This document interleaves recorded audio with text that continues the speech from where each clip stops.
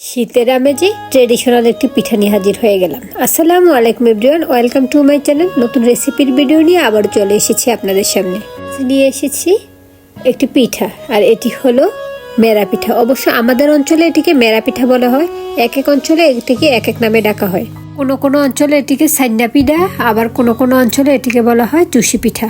অবশ্য আমরা বলি মেরা পিঠা। আর এই মেরা পিঠাটি আজ আমি ইউনিকভাবে তৈরি করেছি, রসালো মেরা পিঠা। রসালো এই পিঠাটি খেতে অনেক মজাদার। চলুন মূল কাজে যাই। এই পিঠাটি বানানোর জন্য প্রথমে চুলায় চলে আসছি। চুলায় একটি প্যানে এখানে আমি 1.5 কাপ পানি দিয়েছি। প্রথমে আমি এই পিঠার ডোটা তৈরি করে নিব, সেজন্য 1.5 কাপ পানির সাথে এখানে 1/2 চা চামচ পরিমাণ লবণ দিয়েছি। লবণ দিয়ে স্প্যাচুলা দিয়ে একটু নেড়ে চেড়ে দিচ্ছি।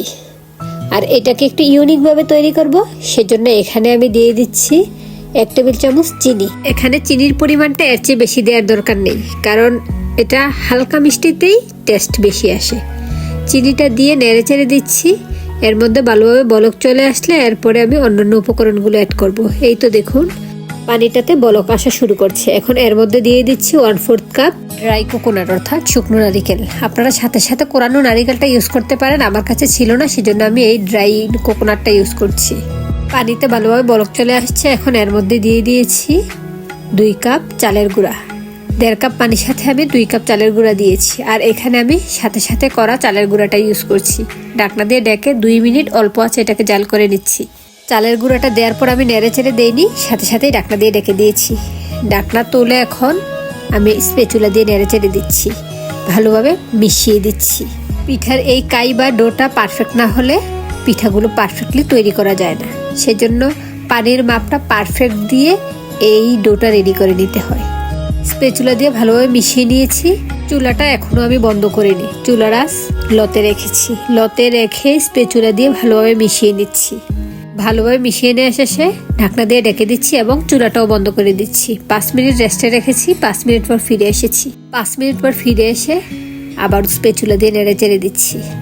কিছুটা ঠান্ডা হওয়ার পর এটাকে মথে নিব, তাই স্প্যাচুলা দিয়ে নেড়ে চেড়ে এটাকে ঠান্ডা করে নিচ্ছি।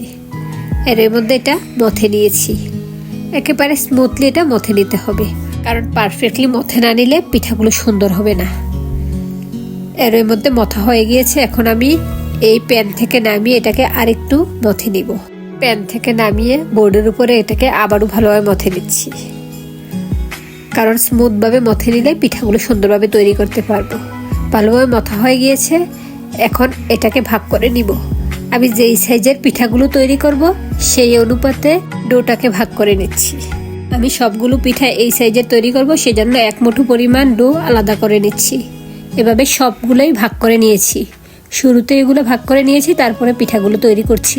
আর আজকের এই পিঠাগুলো আমি ভিতরে পুর অর্থাৎ রসালো তৈরি করব, সেজন্য ভিতরে পুর দিব। পুর বলতে এখানে আমি কি দিয়ে নিচ্ছি আপনারা দেখে নেবেন। 1 মুঠো পরিমাণ ডো নিয়ে এটাকে আবারও ভালোভাবে মথে নিচ্ছি। এখন এটাকে গোলাকার করে নিচ্ছি।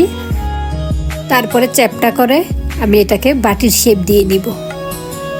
আপনারা ভিডিওটা ভালোভাবে লক্ষ্য করলেই দেখবেন এই বাটির শেপ দিয়ে নিচ্ছি। এই বাটির ভিতরে আমি পুর অর্থাৎ পুর বলতে এখানে আমি খেজুরের গুড় দিয়ে নিচ্ছি। আমি এখানে খেজুরের গুড় ছোট ছোট করে কেটে নিয়েছি। এখন এখান থেকে এই বাটির শেপের ভিতরে দিয়ে দিচ্ছি। আপনারা আপনাদের পছন্দ অনুযায়ী কম বেশি দিতে পারেন। এখন আমি এটাকে আটকে দিব।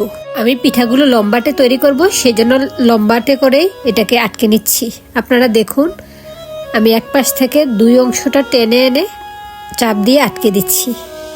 আর এখানে 2 আঙ্গুলের সাহায্যে ভালোভাবে চেপে এটাকে আটকে দিতে হবে, তা না হলে পিঠাগুলো ভাপে দেওয়ার সময় ভিতরের গুড়টা গলে বের হয়ে যাবে, সেজন্য ভালোভাবে আটকে দিতে হবে। আর এখানে আমি লম্বা করে পিঠাগুলো বানিয়ে নিচ্ছি। আপনারা চাইলে লাঠি আকারেও বানিয়ে নিতে পারেন, অথবা গোলাকার করেও বানিয়ে নিতে পারেন। এই তো দেখুন আমার একটা পিঠা বানানো হয়ে গিয়েছে। আমি পিঠাটা লম্বাটে করে বানিয়েছি, একেবারে পারফেক্ট হয়েছে। দেখুন আমি আপনাদেরকে আরেকটা পিঠাও বানিয়ে দেখিয়ে দিচ্ছি। এখানে ডোটাকে ভালোভাবে এভাবে মথে নিতে হবে। তারপরে বাটির শেপ করার পর ভিতরে গুড় দিয়ে দিচ্ছি। আর কোন এলাকায় এই পিঠাটিকে কি নামে ডাকে আমাকে কমেন্টে জানাবেন। আমাদের এলাকায় এটিকে মেরা পিঠা বলা হয়। আর এই পিঠাটি আমার ছেলেদের খুব পছন্দের। ভিতরে পুর ছাড়া যে নর্মাল পিঠাটা তৈরি করা হয় এটাও ওরা খুব পছন্দ করে। দেখুন আরেকটা পিঠা বানিয়ে নিয়েছি। একই রকম ভাবে আমি সবগুলো পিঠাই বানিয়ে নিয়েছি। আর দেখুন এই পিঠার শেপটাও অনেক সুন্দর এসেছে। একই রকমভাবে সবগুলো বানানো হয়ে গিয়েছে। এখন চুলায় চলে আসছি।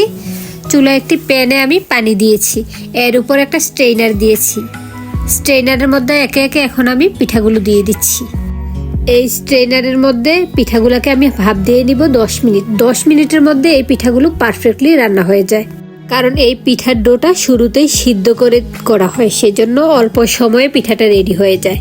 এখন ঢাকনা দিয়ে ঢেকে দিয়েছি।